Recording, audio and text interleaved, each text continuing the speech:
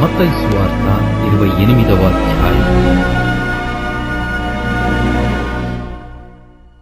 విశ్రాంతి దినము గడిచిపోయిన తరువాత ఆదివారమున తెల్లవారుచుండగా మగ్దలీని మరియయు వేరొక మరియయు సమాధిని చూడవచ్చిరి. ఇదిగో, ప్రభువు దూత పరలోకము నుండి దిగివచ్చి రాయి పొర్లించి దానిమీద కూర్చుండెను. అప్పుడు మహాభూకంపము కలిగెను. ఆ దూత స్వరూపము మెరుపువలె నుండెను. అతని వస్త్రము హిమమంత తెల్లగా ఉండెను. అతనికి భయపడుట వలన కావలివారు వణికి చచ్చిన వారి వలె నుండిరి. దూత ఆ స్త్రీలను చూచి, మీరు భయపడకుడి, సిలువ వేయబడిన యేసును మీరు వెదుకుచున్నారని నాకు తెలియను.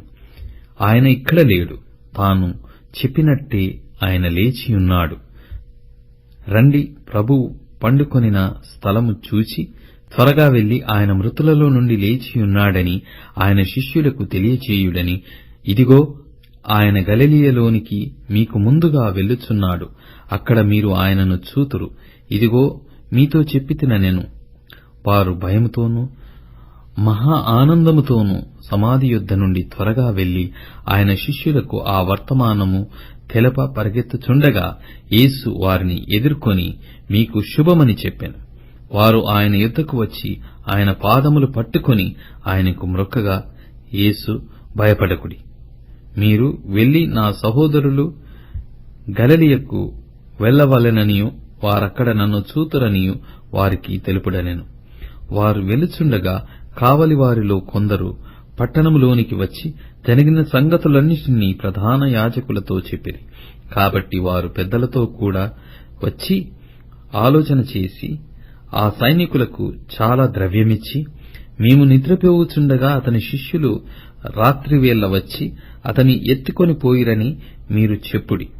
ఇది అధిపతి చెవినబడిన ఎడల మేమతనిని సమ్మతించి మీకేమీయు తొందర కలగకుండా చేతుమని చెప్పిరి. అప్పుడు వారు ఆ ద్రవ్యం తీసుకుని తమకు బోధింపబడిన ప్రకారము చేసిరి. ఈ మాట యూదులలో వ్యాపించి నేటి వరకు ప్రసిద్ధమయ్యున్నది. 11 మంది శిష్యులు యేసు తమకు నిర్ణయించిన గలిలయలోని కొండకు వెళ్ళిరి. వారు ఆయనను చూచి ఆయనకు మ్రొక్కిరిగాని కొందరు సందేహించిరి. అయితే యేసు వారి యొద్దకు వచ్చి, పరలోకమందును భూమి మీదను నాకు సర్వాధికారము ఇయ్యబడియున్నది. కాబట్టి మీరు వెళ్లి సమస్త జనులను శిష్యులుగా చేయుడి.